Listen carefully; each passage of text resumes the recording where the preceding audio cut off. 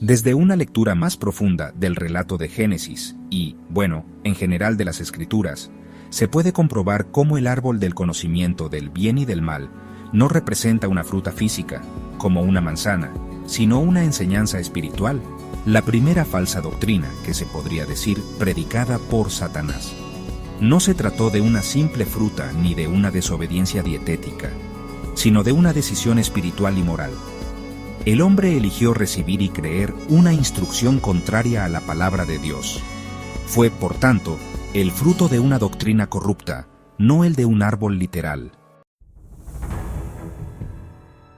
Vamos a ver a Satanás, el predicador del engaño. Desde el principio de la creación, Dios colocó en el huerto del Edén un árbol particular, el árbol del conocimiento del bien y del mal. Este árbol no era simplemente una planta más. El profeta Ezequiel describe a Satanás como un ser lleno de esplendor.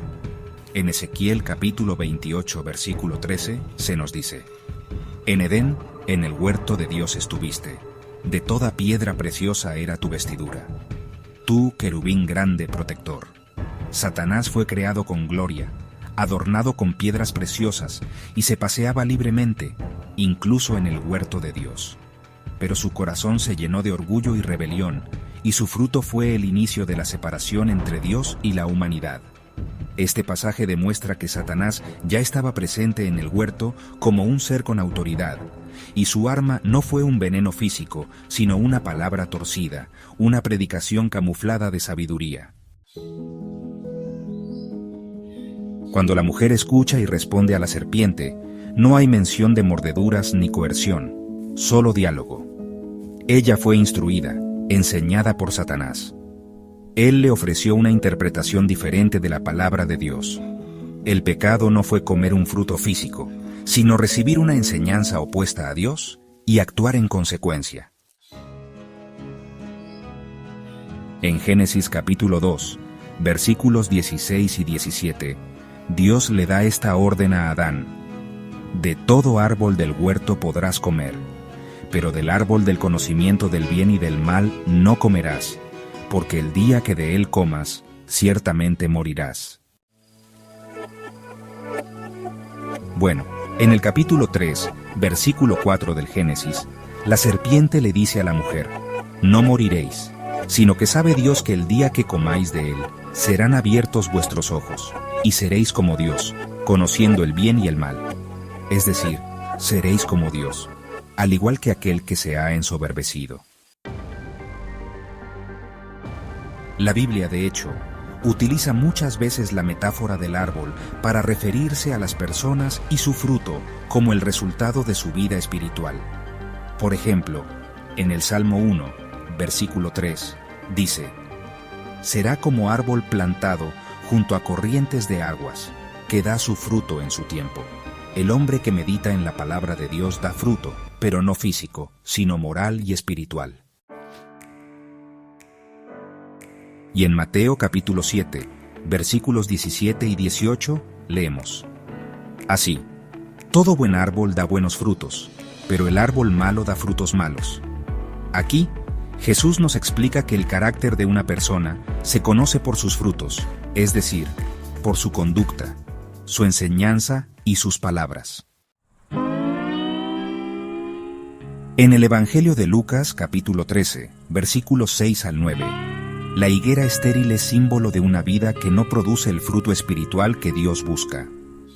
No se refiere a comida, sino a la manifestación del reino de Dios en la vida humana.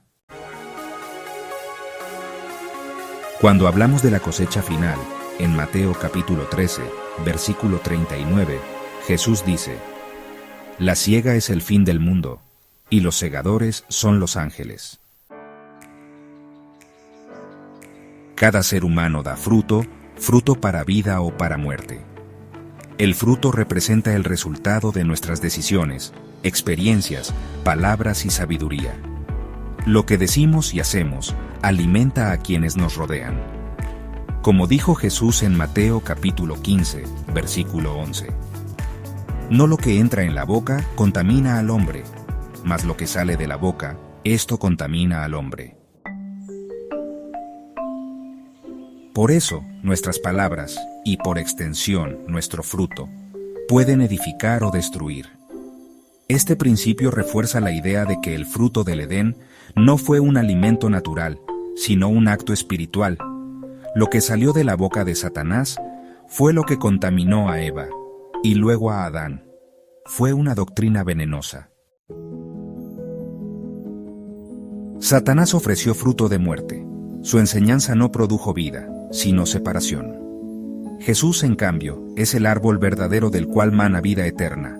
Juan capítulo 15, versículo 5. Yo soy la vid, vosotros los pámpanos. Solo permaneciendo en él, el creyente puede dar fruto para vida eterna. Dios no prohibió comer fruta, sino recibir doctrina errada. Dios permitió comer de todos los árboles. Lo que no aceptó fue que recibieran instrucción de Satanás, y les dijo a los hombres que no le prestaran oído. Prohibió el árbol del conocimiento del bien y del mal, una enseñanza que, aunque aparentaba sabiduría, separaba al hombre de su creador.